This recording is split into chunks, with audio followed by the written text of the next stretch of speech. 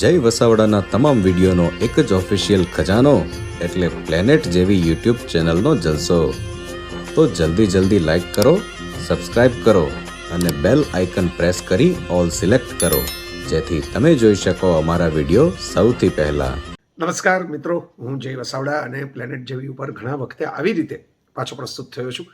ધીમે બધી શરૂઆત થશે. પપ્પાની ચીરવિદાય પછી થોડોક સમય બધું અટકાવેલું, પછી તો એ જ થયું કે પ્રવૃત્તિ જ આપણી વૃત્તિ હોવી જોઈએ અને એમને ગમતું અને આપણને ગમતું બધું કર્યા રાખીએ તો આપોઆપ છે એ જે યાદોની સતામણી છે થોડી ઓછી થાય. તો આજે એ બહુ લાંબી વાત તો હું કરવા માટે નથી આવ્યો, પણ એટલા માટે ઉપસ્થિત થયો છું કે બહુ મને ગમતા સાધુ, મને અમુક સાધુઓ છે બહુ ગમે, અમુક સંતો પ્રત્યે મને હૃદયથી માન છે. સૌથી પહેલું નામ તો એમાં અંતરથી ઉઠે એક જ ઉઠે, પ્રિય મોરારી બાપુ. એમની પાસેથી તો ઘણું શીખતો રહ્યો છું, ઘણી પ્રેરણા લેતો રહ્યો છું. અને એ સિવાય પણ કેટલાક સરસ સંતો, મહંતો, સાધુઓ મને મળી ગયા છે એ જીવનના પ્રવાસમાં, જેમ કે પૂજ્ય પ્રિય માધવપ્રિય દાસજી. એ પણ એવું જ નામ કહી શકાય. એટલા જ ભાવથી અને પ્રેમથી, એ લાગણીથી કાળજી રાખે વર્ષોથી. મારા મમ્મી બીમાર હતા એ સમયથી સંપર્કમાં, અને ધીમે એ સંપર્ક વધતો ગયો. હવે એ બધી તો લાંબી વાત છે, ક્યારેક કરશું. કેવા સાધુજનોનો પરિચય થયો અને કેવા આશીર્વાદ મળ્યા એની. પણ સ્વામી મુક્તાનંદજી એક સરસ મજાના સાધુ અને સાવ સીધા સાદા. મારી પાસે તેવા ફોટા પણ છે કે કોઈકના લ્યુના ઉપર બેસીને, જે મોપેડ હવે બંધ પણ થઈ ગયા છે, એની પાછલી સીટે બેસીને મળવા આવ્યા હોય. મને મળવા આવેલા જ્યારે પહેલી વખત, ત્યારે તો કૂતરાઓ ભસે ને એ બસમાંથી ઉતરીને આવેલા થેલો લઈને એમનો, અને મારી જ સાથે ચાલતા મારી ઘરે આવેલા. અને એ બસ એટલા સીધા સાદા. બહારથી કોઈકને જોવે તો કોઈકને એમ લાગે કે આ કોઈ સાધુ મહાત્મા, કોઈ વિદ્વાન વ્યક્તિ નથી, કોઈ ભિક્ષુક હશે. એટલી સરળતા અને સાદગીથી રહેનારા.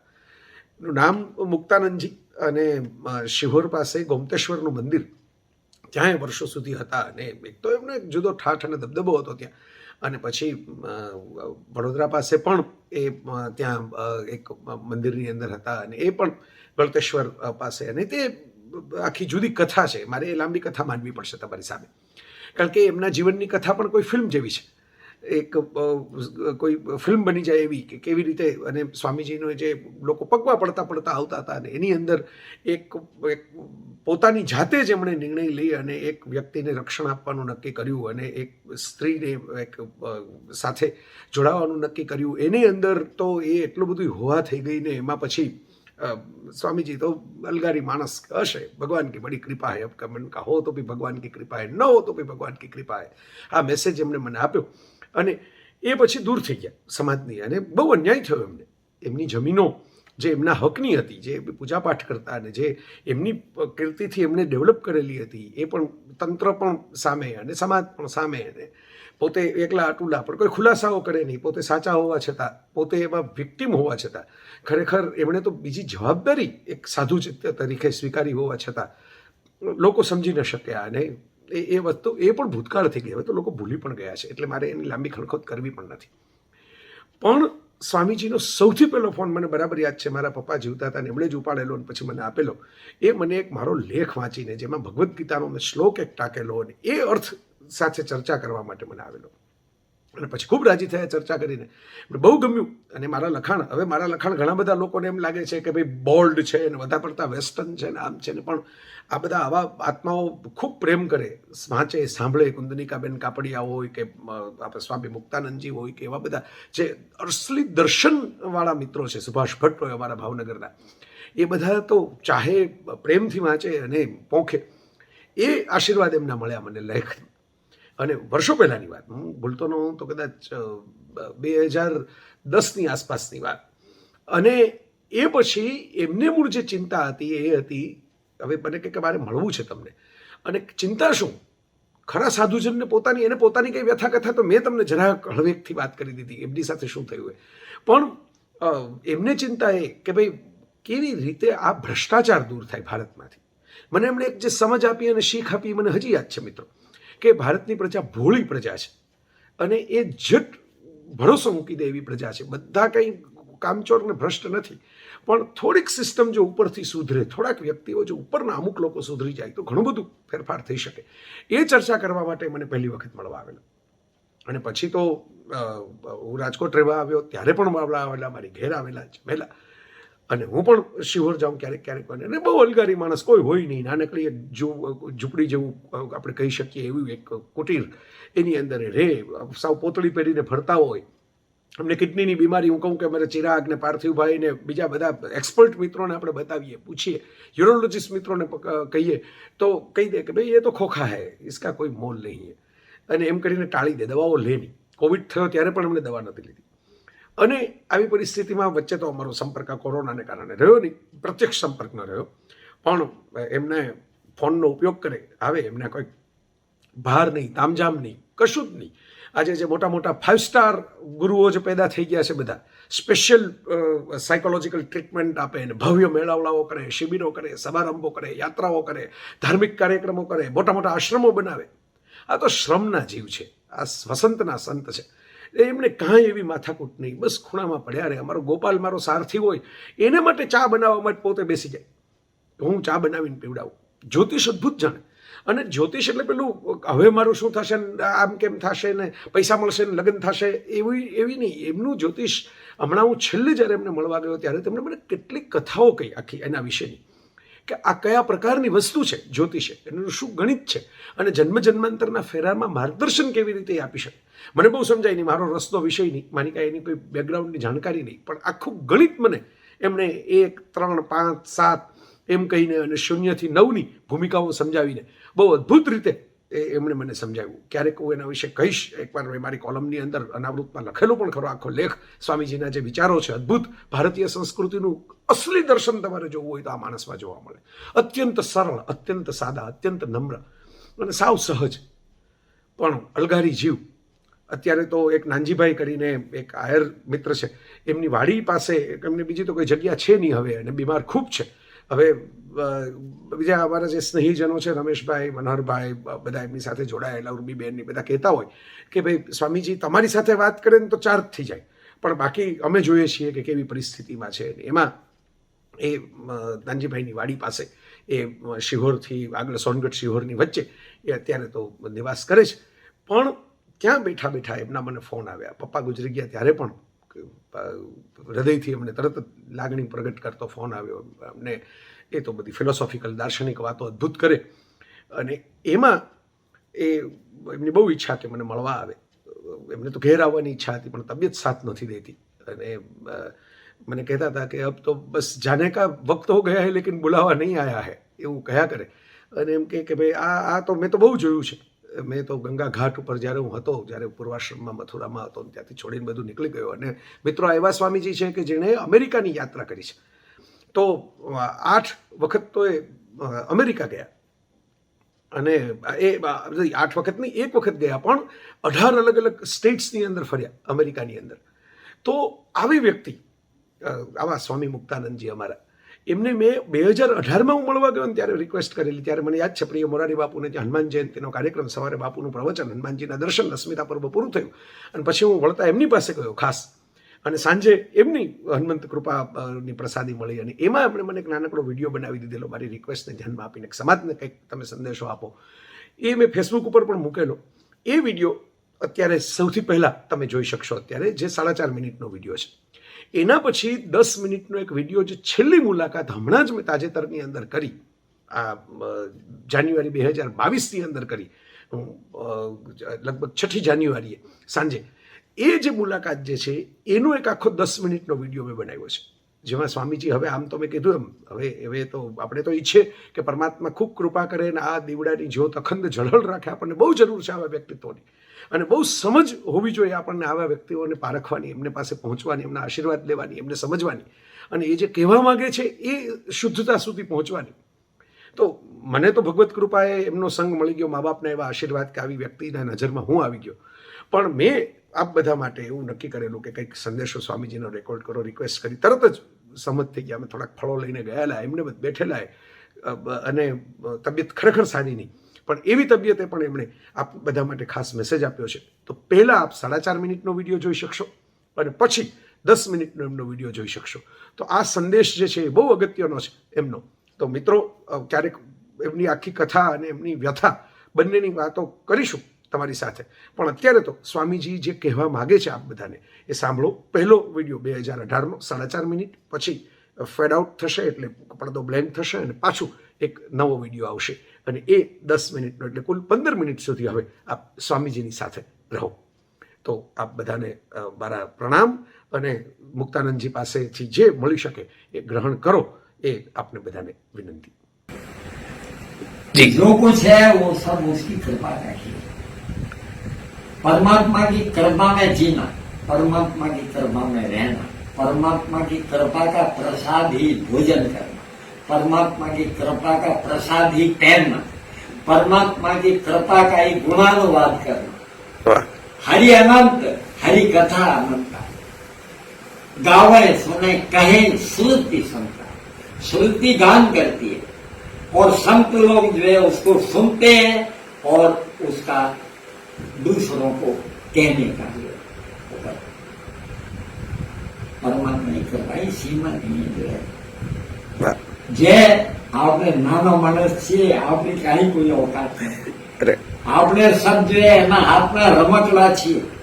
अपने भू और अहंकार में अगर हम गांडे हो जाते हैं तो वो हमारी कमी है, उसकी जो है उसमें कृपा में कोई कमी नहीं, उसकी कृपा की सीमा नहीं, उसका कोई और छोर नहीं, कोई आदि अंत नहीं, कोई किसी तरह का उसका हिसाब किताब नहीं।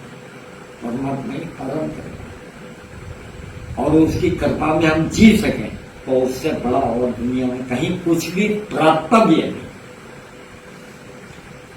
हम तुम्हें जाने के बाद जब आदमी ठिकाने पर पहुंचता है सब एक हो जाता है। प्रेम, इसमें सहानुभूति, मैत्री, करुणा, क्षमा, सेवा, सद्भाव, अहिंसा, ये सब जितना भी है भगवान सब एक है। किंतु वो उस तरह की स्थिति वाला मानना है, चाहे वो गांधी का सत्य है, बुद्ध की करुणा है, महावीर की अहिंसा है, चैतन्य का प्रेम है, तुम्हारे मोहम्मद का जो है भाईचारा है, तुम्हारे जो है यीशु का जो है प्रार्थना है, सब एक है जी। पहुंचने का आधार किसी का अलग हो सकता है, मगर पहुंचने के बाद में सब एक ही जगह पे है, वे कहीं अलग अलग नहीं, सब एक है। बाकी हम अपने जो है क्षुद्र अहंकार से ऊपर उठ सके। आदमी का जो तू की सोच, तू का जो है विचार, तू की जिंदगी, तू का व्यवहार, थोड़ा सा मान, थोड़ा सा सम्मान, थोड़ा सा धन, थोड़ी सी संपत्ति गाना होता है, क्या बात। इससे ऊपर उठ सके तो कुछ नहीं है, बिले यही का यही है, सब यही की यही ऊपर मेरा पार हो गया। पर आपकी वो बात तो मुझे बड़ी अच्छी लगती है कि प्रतिकूलताओं में भी भगवान की कृपा ही है। भगवान की कृपा के सिवा और कुछ है ही नहीं। दुख अगर उसका है तो सुख भी उसका है, और अगर सुख उसका है तो दुख भी उसका है। कोई ये कहे कि सुख उसका है और दुख उसका नहीं तो बात नहीं बनी। आदमी को दुख में, सुख में, मान में, अपमान में, निंदा में, स्तुति में, सफलता में, असफलता में, प्रतिकूलता में, अनुकूलता में, सब में उसकी कृपा का उसको निश्चय रख करके अपनी यात्रा आगे ले जानी चाहिए। इस तरह का हो, समता की स्थिति खड़ी हो तो मजा आ, मालूम पड़े कि जिंदगी क्या है। जीवन कहीं कोई आसमान में जो है जाने के बाद में जीवन मालूम पड़ेगा, ऐसा नहीं है। यही की है चित्त की जो प्रासादिक स्थिति भगवान की कृपा से खड़ी होती है, उसके बाद में समाधान होता है। भगवान की परम कृपा है। जय आपने नाना मानस छे, आपने कहीं कोई औकात नहीं, आपने सब एना हाथ में रमकड़ा छे, पण एनी कृपानी सीमा कृपानी ओछो નથી ऐसा कि भगवान की चर्चा, भगवान का गुणानुवाद, भगवान की कथा, भगवान भागवत, भगवान का कुछ और। ये सब जो है हो रहा है। बहुत लोग व्यासपीठ पे बैठे हैं, दुनिया में बहुत कुछ, मगर उसका कोई विशेष जो है बहुत ज़्यादा परिणाम नहीं आता। उसका कारण यही है कि एक दूसरी बात है। दूसरी बात क्या है कि भगवान की चर्चा करना, भगवान का गुणानुवाद करना, भगवान की कथा करना, भगवान भागवत करना, ये एक बात। दूसरी बात, भगवान की कृपा में जीना, भगवान की कृपा को जीना, भगवान में जीना, भगवान को जीना, वो दूसरी बात है। और जब तक आप भगवान को जीते नहीं हैं तब तक बात नहीं बनी। अभी वो जो है भगवान की कथा, गुणानुवाद, चर्चा, वो व्यर्थ है, ये होना भी है, किंतु अभी मंजिल शायद बहुत दूर है। किंतु अगर आप भगवान को जीने के लिए तैयार हो गए हैं, माथा झुका देते हैं, तब बात बन जाएगी। भीतर जो खाली हो जाएगा उस पे कोई आके बैठ जाएगा। भीतर का जो है आप खाली करके दोगे तब वो आके बैठेगा ना। आप भीतर का खाली कर देंगे तो वो आके बैठ जाएगा। वाह,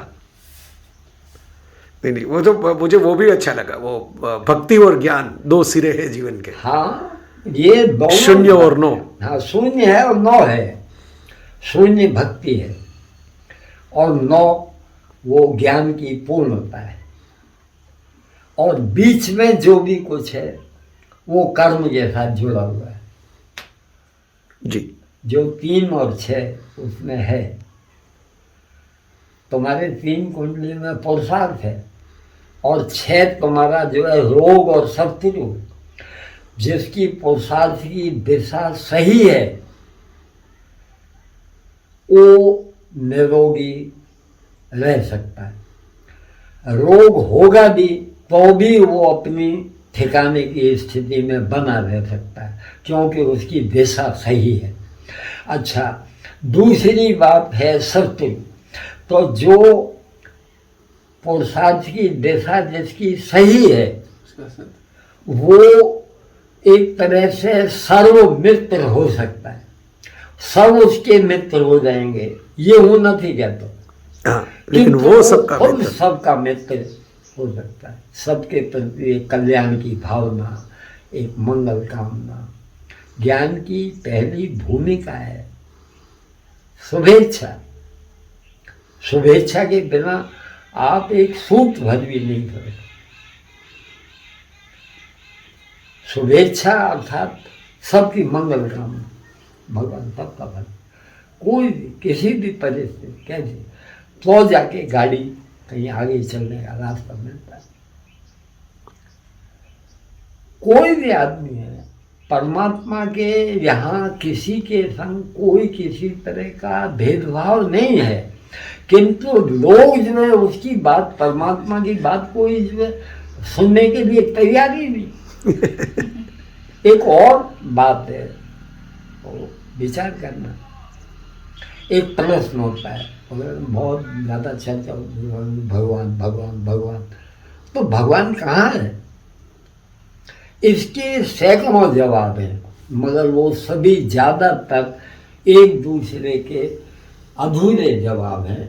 सच्चा जवाब अगर कोई है तो केवल एक ही जवाब है। क्या है? कि भगवान कहाँ नहीं है। वाह वाह। जब प्रश्न आता है कि भगवान कहाँ है तो उसका सच्चा जवाब एक ही है कि भगवान कहाँ नहीं है। वाह। और दूसरी बात इसी के संग जुड़ी हुई है कि भगवान कब हैं, तो उसके संग भी एक ही जवाब है कि भगवान कब नहीं है। वाह। ये बात समझ में आती होगी। हाँ, सही है। भगवान कहाँ नहीं है और कब नहीं है, तो उसका मतलब वही है कि અત્યારે અને અહીંયા तुम ज़्यादा से ज़्यादा कोई दलील कर सकते हो तो तुम एक ही दलील कर सकते हो कि स्वामी तुम कहते हो, हम तुम्हारी बात मान लेते हैं, चलो भगवान होगा, अब प्यारे होगा, यही होगा, वो सब मान। मगर वो अब प्यारे आने अहिया है तो वो हमको भी तो दिखाई पड़ना चाहिए। तुम ये बात कहोगे क्या नहीं? हाँ जी। तुम्हारी दलील ज्यादा ज्यादा यही हो सकती है कि भाई तुमको दिख रहा होगा, तुम कहते हो।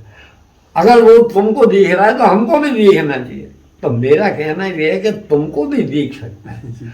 तुमने अपने जितने कूड़े कचरे जो है ज्यादा भेगा वो अगर लगेज साफ ज्यादा है हो जाए तो उसके बाद में तुमको भी दिखना शुरू हो जाए।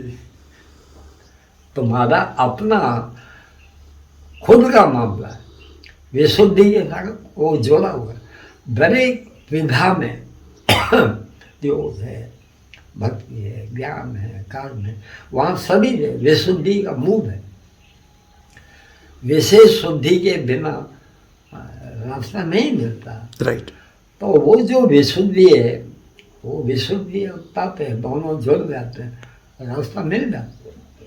परमात्मा नहीं दिखे ये प्रश्न ही नहीं, जो सब जगह है, केवल उसकी सत्ता है। तुम लोग जो है बहुत सी बार चर्चा चलती है तो ये कहते परमात्मा हमारे भीतर है। भला माना क्या मूर्खताई बात करते हो? परमात्मा तुम्हारे भीतर है, ये अधूरी बात है। पूरी बात क्या है? जो कुछ है तुम परमात्मा के भीतर हो, और जो कुछ है वो सब परमात्मा के भीतर है। हाँ।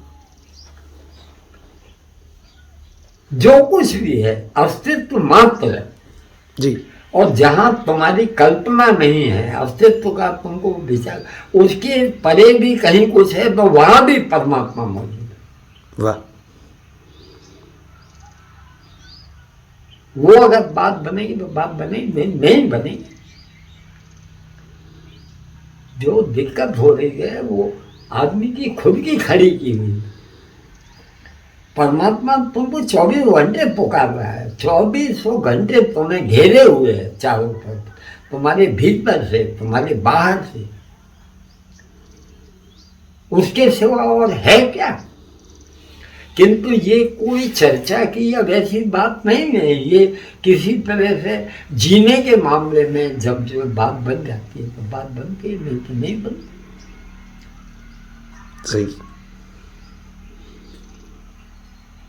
और ये जो परमात्मा की सत्ता का मामला है उसमें ये दो चीजें हैं ही नहीं, उसमें देरी नहीं, दूरी नहीं। वाह। देरी भी नहीं है और दूरी भी नहीं। वाह। भगवान की कृपा जो है कोई ऐसी चीज नहीं है कि हम यहाँ से वहाँ आसमान में उड़ के जाएंगे उसके बाद में हमको वो कृपा का मालूम पड़ेगा। वो 24 घंटे बरस रही है। उसको जो है जो उसके साथ कोई भी तालमेल बैठा देता है उसके भीतर चलता है, बात पूरी हो जाती है। सही है। ये तो मेरा भी अनुभव है। आपने जितनी यात्रा नहीं की मैंने, फिर भी अनुभव है। भगवान की कृपा के सिवा दूसरी कोई वस्तु है ही नहीं। सूरज और सूरज की धूप वो दोनों एक ही है। वाह। सूरज की धूप को सूरज से अलग नहीं किया जा सकता। हाँ। धूप अनुभव होती है बहुत सी बार, आप सूरज पर देख नहीं सकते दोपहर के टाइम, मगर धूप के होने से नक्की हो जाता है सूरज है। वाह। और हो जाता। भगवान की कृपा आपके अनुभव में आती है और वो जैसे ही अनुभव में आती है नक्की हो जाती है परमात्मा है ना यार। वाह। कहीं नहीं विचार करना। भगवान की कृपा जय, तुम लोग जाओ यार। तेरा अपना देर हो गई हो, वो टाइम से अभी 1 घंटा तेरे को वहां पहुंचने में। अरे आपका आशीर्वाद बस। भगवान का आशीर्वाद है। आशीर्वाद देने वाली केवल वो एक ही सत्ता है। जी जी। वो सबके ऊपर उसका आशीर्वाद है। तुम और हम सब उसके हाथ के रमक रहे हैं। जय। हम अपने जो है अहंकार में ये समझें कि हम दुनिया को रमा रहे हैं तो हमसे बड़ा मूर्ख और कोई नहीं। वाह। वाह। भगवान की कृपा है, भगवान की कृपा इसी में